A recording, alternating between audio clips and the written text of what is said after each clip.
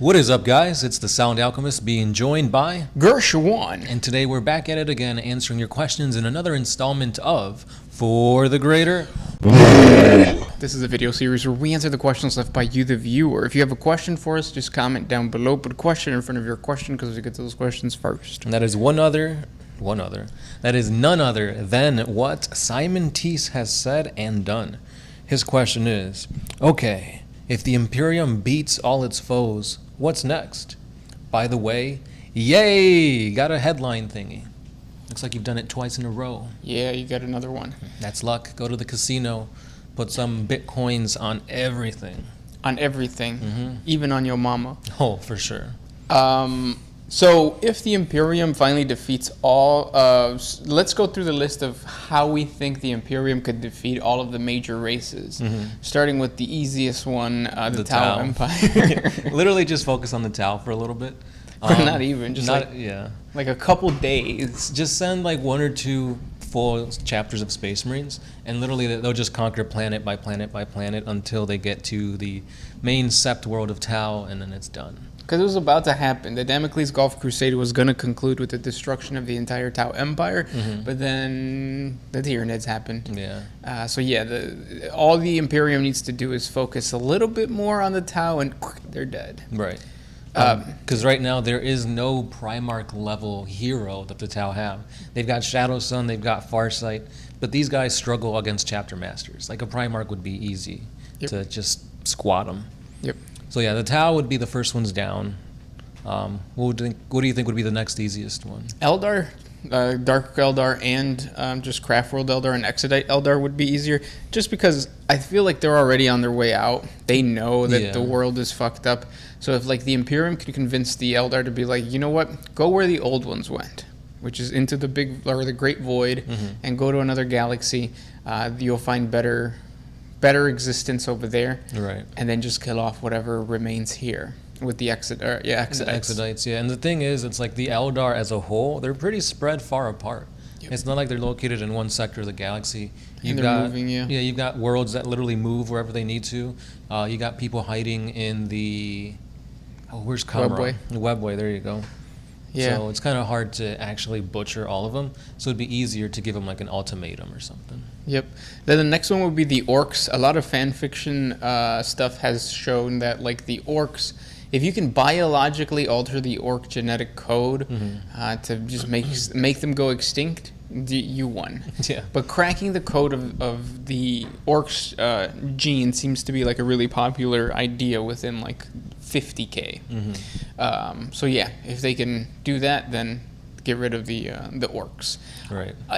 Kind of like the Eldar, a huge crusade would not destroy the Orcs. You just can't get rid of them. Right. It's like you can't, like humanity cannot get rid of rats or mosquitoes. Well, or jock itch. Yeah, there you go. But yeah, because like if the Imperium does send a huge like war force against the Orcs, it's going to be another Olenor crusade, another Octavia sector thing with like the Tyranids and the Orcs just fighting and getting bigger and stronger. Yep. So they do not want to do that at all. Yeah. And then the next one, I was going to say Necrons, but I'm not too sure about that one. Because the Necrons and the Tyranids, I feel, are their biggest threat, besides Chaos. Yeah, I feel like with those three, the Necrons, you can get rid of the Necrons by, it's kind of the same thing as the Eldar convincing them to leave. The Silent King was already leaving. He was on his way across the void when he came back. So if you can convince them to either leave, or the other big thing is have another civil war. Because if the war in heaven, or just the existence of the Necron tier has taught us anything, is that Necrons hate each other. They fight each other constantly. The whole point of the war in heaven was to unify the Necrons against the old ones and get like the codes to immortality and stuff like that. And then the Catan screwed them over. Yeah. So if you can create another civil war, like especially now that the Silent King is back, within the different dynasties, I think they can also just kill themselves. Right. Or if the Mechanicum does have a full or a mostly complete shard of the Void Dragon, just send that to the Necrons. Yep. Yeah. Have it wreck. Now, what was the other one? Tyranids. Tyranids. I think that's going to be the most difficult thing to conquer and beat. Because again, you see just a single tendril can give the Imperium such a hard time. So that's got to be fought with, like, you have to distract them and then find a way to somehow allow the like the Norn queens and like their ships to like disintegrate via biological agents. Because besides that, they'll just keep destroying and improving themselves for the next battle. So I feel like it's got to be something that happens quick. And the only thing I can think of is just like some type of biological weapon. Yeah. Same thing as the Orcs, right? Or just get the Emperor on his golden throne and chuck him out of the galaxy and they'll follow him. That's another thing that I was going to say. Like, if I was a writer, I would write in a tastier treat for them to destroy. So another galaxy that is coming near, like the Milky Way galaxy, and the Tyranids all of a sudden just turn course and go that way to that other galaxy because it has more biomass or whatever. Yeah, just get like one of those paletero dudes, just tell them, hey, go that way. Ding, ding, ding, just keep going, and then all the little Mexican Tyranids will follow. Yep, with their sombreros. And then finally, chaos. Yeah, chaos. Chaos would be tricky to get rid of, I think, if the Necrons succeed in like creating the, what is it called? The Nexus, the Startide no, not the Startide Nexus. It's basically they're closing up the rift via the obelisks that like shut off the Immaterium, the warp. Yeah, the pylons and stuff like that. Yeah. Like, let's say the Imperium gets a hold of Blackstone fortresses and they generate some type of like stitching mechanism that closes off the Great Rift. That would be one way of getting rid of it, just completely shut it off. And then, the Imperium finally has succeeded in destroying all of its foes. Right, or at least closed off the gate from Chaos to breach in, but they still have to kill actual Chaos Space Marines and whatever is, like, cults and stuff like that. The ideologies and all that stuff, But I think that's super doable. Yeah. Especially for going crazy and saying that the Adeptus Mechanicus is going to steal Necron technology to generate pylon style like needle and thread that goes around and just zoom, zoom, zoom.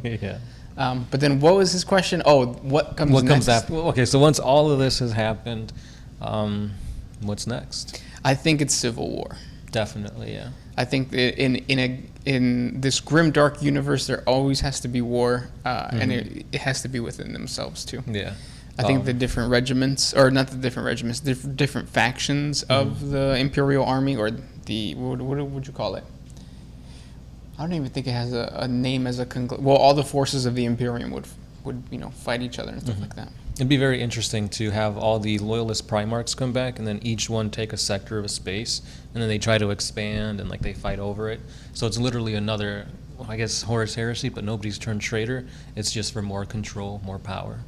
Yeah, that's actually a really good selling point for GW too, to like start selling 50K with the most popular theme that they have, which is Space Marines. Yeah, because we all know that Space Marines are gonna sell. Yeah, especially if you have Primarchs leading each individual factions. Yep. I mean, it sucks for the ones that like the Iron Hands, the Blood Angels, because their Primarchs are confirmed dead. Yeah, but definitely, once all the threats of Xenos and Chaos are gone, the threat will be from within, and the Imperium will just keep fighting against themselves. Yeah. Comment down below, let us know if there is another way that the Imperium can kill a specific race off that we didn't think of, because we love to hear those little fan theories and stuff like that. Next question comes from Elliot Figueria. What if Chaos is just propaganda and Horus was the good guy? I mean, kind of, that is true, because the whole thing with like the Cabal, their means of ending chaos would be for chaos to win. Yeah. And then having Abaddon sit on the throne and Horus not dying at the Emperor's hand would diminish the forces of humanity, so much so that the beliefs and basically the stuff that chaos uses to gain power from humanity is so diminished that the Chaos Gods weaken in power, and they would be weak enough for another race to maybe overcome them. Yeah. So yes, that is a theory. Yeah. Theory that it was almost proven right. Next question comes from T. Bratu Tedor. How has happened to the orcs, or some orcs they have hair? Hair squigs. Yeah. Yeah. If an orc can't grow hair and there's no Rogaine around, just grab a hair squig, plop it on your head. He'll gnaw on your skull, and eventually you two would become a symbiotic creature, and you'll gain hair. Yep. Or it's just gonna bite onto your skull and it won't let go ever. Mm-hmm. Kind of like a Shelder and a Slowpoke. There you go. Mm-hmm. Becomes a whole new Pokemon. Yeah. This one's by Rogel Korn. Can the Minotaurs beat the Space Wolves, since both are made specifically to fight other Space Marines? I don't know about that. Space Wolves weren't made to fight other Space Wolves. It's just that the Emperor knew of their brutality and their like primal like urges to just fight and get in there, that he named Lehman Russ his executioner. Yep. So I guess that's why they have that like appearance or connotation that they're meant to fight against other Space Marines, but no, that wasn't the case. Kind of same thing with the Minotaurs. They weren't made specifically to fight against other Space Marines. It's just that their chapter master is either being controlled or is listening to the High Lords for some reason, and the High Lords obviously want to keep their power, keep their whatever planets control they have, and if that means fighting against other Space Marines, the Minotaurs will do just that. Yep. Now, in an actual fight between the Minotaurs and the Space Wolves, I think the Space Wolves got it just because the Space Wolves are more. The great companies are a chapter, all in their own. Yeah. Well, the Minotaurs are kind of like solely at like 1,000 Marines, if that. Space Wolves got this. Yeah. Next question. This next one is by Puby SB or Puppy SB. I don't know. Has any Black Templar ever fallen to chaos? Saludos desde Puerto Rico. Oh, sweet. Nice. Have you seen Into the Heights? That was a cool movie, I guess. Not that I know of. Yeah. Black Templars seem to be very like zealous in their modes and manners. So to have one fall to chaos is kind of rare. Yeah, so they actually do believe that the god or the Emperor is a god, and they follow the Imperial Creed. Because of that, I think their faith is strengthened a little bit more. Right. However, I wouldn't say that they are like the Grey Knights where they are uncorruptible. Whatever. Yeah. So like if you want to write a story of a Chaos Space Marine warband that comes from the Black Templars, you can. I think it would be really badass too, because the aesthetic of chains and robes on a Chaos force. That would be awesome. Yeah, just something that popped into my mind right now would be like, because you know how like they have like the pain glove and like flay themselves? Yeah. Maybe have these guys like enjoy pain too much, and that's how chaos befell them. Slaanesh got them. Whips and chains excite them now. Yeah, it's like Choke Me Daddy has a new meaning for them. Next question comes from Gallo Pinto. Does Sisters of Silence affect the Emperor like the other Psychers? To a certain degree, but he's the greatest Psyker of all humanity, so the effects that a silent sister will have on the Emperor is probably not as much. Right. Because, I mean, the Sisters of Silence were used to fight against Magnus and, like, the Thousand Sons, and it's like, yeah, they were heavily helping out the forces of the Imperium, but it's like, it's Magnus. Like, dude's, like, the second strongest Psyker ever. Right, he's still wrecked. Next question. This one is by Nikoe. What minor Xenos or factions would you like to see on the tabletop, and under what faction? So this is a question that I think about pretty often, and we've kind of thought about just having them be like a mercenaries codex or something like that. Yep. Because it's very difficult to create a faction and have it all fleshed out. I mean, I could think of at least a bunch of factions in 40K that need new miniatures, a bigger line, like the Eldar. Their miniatures are like, some of them 30 years old. The Sisters of Silence, that could be a really badass faction, but there's only like 3-4 units in the whole codex that they're being put into the Adeptus Custodi codex.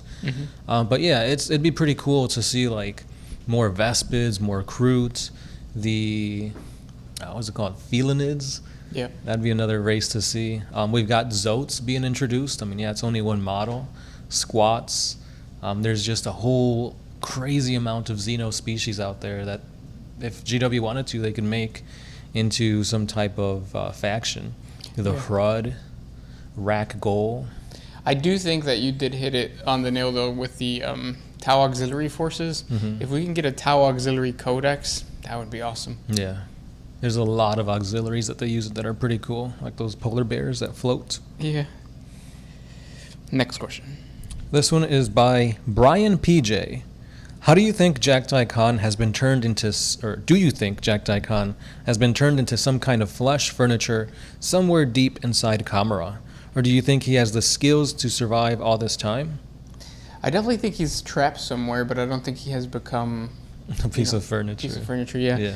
Or maybe even like he escaped the Dark Eldar and is now trying to like figure his way through the webway. Webway, yeah. That'd be pretty cool. Yeah. And then he says, "Oh, and I would prefer the Primarchs to come back, all of them, even the dead ones." Even the dead ones. I mean, I think we all do. And just play Horsehead or 30K. Yeah, 30K. They're there. Mm-hmm. Next one. This one is by Isaac Langdon. So each Primarch and Legion was designed for a certain specialty. What do you think the specialty was for the Forgotten/Mission Legions? Female Space Marines for one of them. The more I think about it, the more it makes sense. Like if GW ever wants to bring that back, especially now that they're introducing the wife of the Emperor, whatever her name is. Like supposedly her gene seed and the gene seed of the Emperor was not gene seed, but like biological makeup was used to create. There's a character, I forget what the character's name is. Cantinflas? It's something fun. No, it's like C2 or something like that. But he's a bodyguard to them, and he's as powerful as an Adeptus Custode, but has the gene seed of this chick. So could you imagine having the gene seed of this chick for an entire legion, and not the Emperor's? That creates female Space Marines. Maybe. But I mean, that doesn't really. That's just like the look. But what like type of warfare do you think they'd fight? Like this. That's how women fight, right? I mean, that's how they do it in UFC, right? But no, it'd be pretty cool to have like some assassin Space Marines, because you have like assassins, but just having a whole chapter of that would be pretty cool. Like the what is it? The something Falcons? Oh, never mind. Those already do it. Yeah. The Raven Guard kind of do that too. Yep. Yeah, it's kind of hard because like when you think about it, there's a lot of like warfare tactics that's already being implemented. It's like it's even hard to come up with two. Yeah, and a chapter kind of goes. One chapter can overlap multiple. Yeah. Or share and stuff like that. Because even the Alpha Legion, you can consider them as assassins. Mm-hmm. The only thing I could think of would be blanks or like gnolls. That's another one too. Yeah. Even though the Exorcists. Yeah. And then you've got the Sisters of Silence. Yeah. So I'd rather have a fleshed out Sisters of Silence than have a missing Legion be blanks. Yeah, just like people say, I would rather have more Sisters of Battle than female Space Marines. But female Space Marines aren't going to sell as good. Or no, Sisters of Battle are not going to sell as good as female Space Marines. Or get as much attention, because even negative attention is... That's true. It's still attention. Yeah. It's like every... What is it? Even... There's no such thing as bad publicity or something like that. Yeah. I don't know. In my opinion, I don't think we need female Space Marines. I just think GW should improve and add more to Sisters of Silence, the Sisters of Battle, and stuff like that. Even though they've done a good job with the Sisters of Battle lately. Even if you don't like the models, they're at least giving them new lore, a freaking High Lord as like their HQ. Yeah. That's pretty cool. So now you could have a Saint and a High Lord fighting alongside the Sisters of Battle. It's super dope. This will be the last question. I got one from Eric Bratbersenberg Olsen. Have you tried weighted bases? I glued a coin underneath a base once, and now I do it to every model. I do that for terrain pieces, but never for models. Yeah. There's been a few models on eBay that I've bought that have like dimes or pennies like glued underneath, and it's an interesting like feel to it, because a lot of times like your models will topple over, and this just adds a little bit more weight to them. Yeah. Especially the littler ones. Like I feel like that would be pretty cool on like Gretchen and stuff like that. Yeah. There's more weight to them. And it adds more value to your minis. Yeah. I feel like big intricate pieces should have it, like the Silent King. Like put a bunch of pennies on the bottom base. That way, like or it's less likely to flip over. Yeah, that too. Like if you have like a Void Dragon, and let's say for some reason a lot of its weight is in the front, you can balance that out by putting more coins on like the backside. Yep. Yeah. So it's a pretty good idea. I could see me doing it. Yeah. And those were the questions for today. If you guys have more questions for us, please comment down below. Thank you guys so much for listening, and we'll talk to you guys tomorrow. Gracias por las preguntas. Yo soy el alcamisto de sonido y aquí está Gershwan. Saludos.